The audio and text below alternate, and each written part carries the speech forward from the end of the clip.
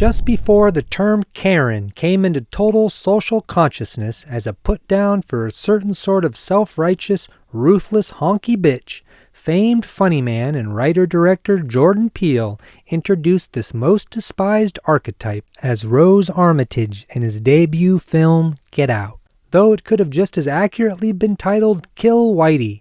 A rose by any other name would still stank like a Karen.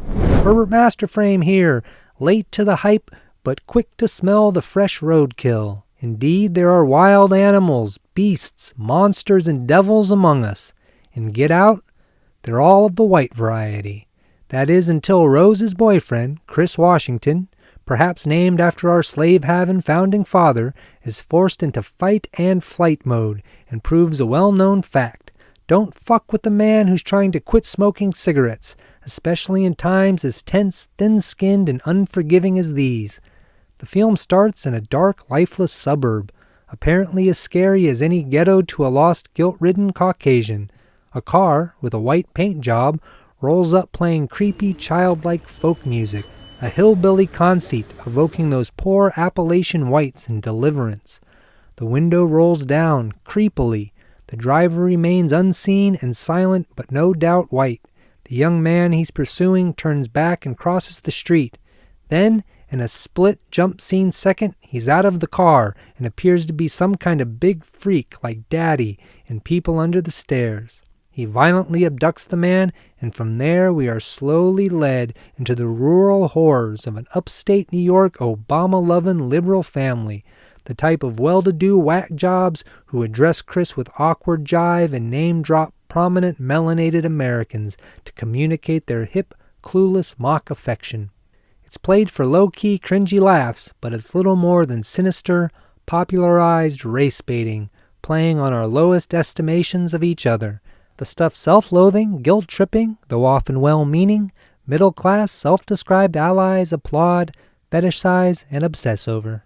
None of this, of course, bodes well for interracial relationships, which this critic is all in favor for, as it is key to our evolution beyond identities and histories rooted in skin tone. In this old cracker house, black people are sexualized and sensualized meat, and white people are sycophantic, life-sucking, racist, intellectual professionals, or to use the current word of unchecked officialdom, experts. Indeed, mad medical science and certified hypnotic hoodoo, Twilight Zone tropes, are featured prominently in the plot with clear visual artistry but not much eye-opening glee.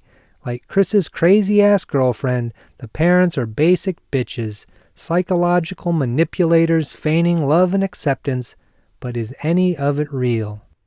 Taking its cue from the in- and out-of-body film Being John Malkovich, Get Out dabbles in black puppetry and continues to fuel the contemporary supernatural slave narratives filling our screens, big and small. The puppets are embodied by the two brainwashed servants on the backwoods property, who are not what they seem. Adding to this dis-ease, Rose's psycho-drunk brother even strums some inbred one-string banjo-type instrument on the porch to let you know someone's about to get fucked. Mommy, or Missy as she's called in this picture, played by Cold Comfort Catherine Keener, speaks of the sunken place. Is it a place in the depths of Chris's mind? Is it the traumatized trappings of our collective subconscious? Or is it simply her big plantation-style home where our worst racial anxieties, wide-eyed fears, and accepted stereotypes are given new life, then beaten to a blatant pulp? I can envision a much different ending to this film, a more satisfying twist that blends the ultimate dream with the undeniable trepidation we feel in a mass media-assaulted nation. But as it stands, it is too murderously real a revenge nightmare we refuse to wake from. And after all, it's open season on Karens and choke-a-bitch fantasies. I give Get Out 2 balls of ear-plugging cotton and 1 half-full teacup of mind-altering mama's brew.